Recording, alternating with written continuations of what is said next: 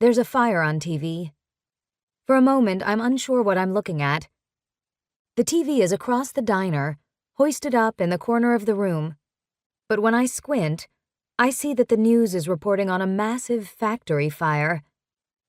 I glance out of the window, and as expected, I see the black cloud ominously rising in the air. The fabric factory is quite a few miles away, yet I can still smell it from here.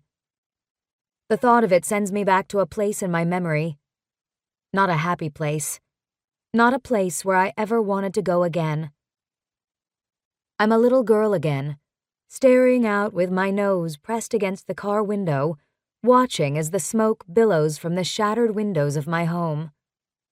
All around us, lights flash, red, blue, and I squeeze my eyes tight, trying, despite everything, to pretend that I'm not here. I was too young then to understand what happened. At least to truly understand what happened.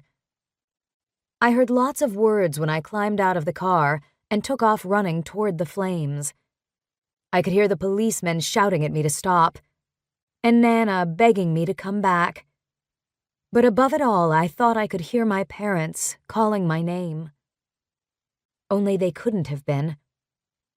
My parents perished in that fire.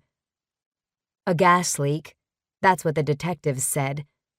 Mom and Dad never saw it coming. When Mom flicked on the burner to start dinner, everything went up in flames. Sometimes I wonder what that must have felt like. Did they suffer? Did they feel anything at all? Or was God merciful enough to make it quick and painless?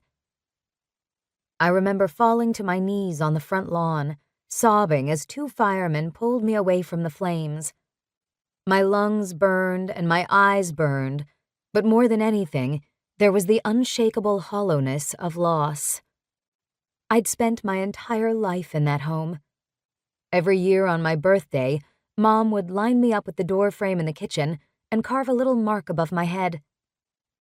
Every 4th of July, Dad would invite Nana and all of his family over, and at the end of the night, my cousins and I would sit in my bedroom and throw tiny little poppers at each other. I lost my first tooth in that house. I saw my parents' first fight in that house. And just like that, it was all erased, wiped from existence. There was only one man to blame. The police ruled it an accident, something that could have happened to anyone, but that never sat right with me. Shady real estate dealer Abram Constantine received only a slap on the wrist. A promise you'll be more careful next time? My parents were burned alive, and the only person that was punished was me? Bullshit.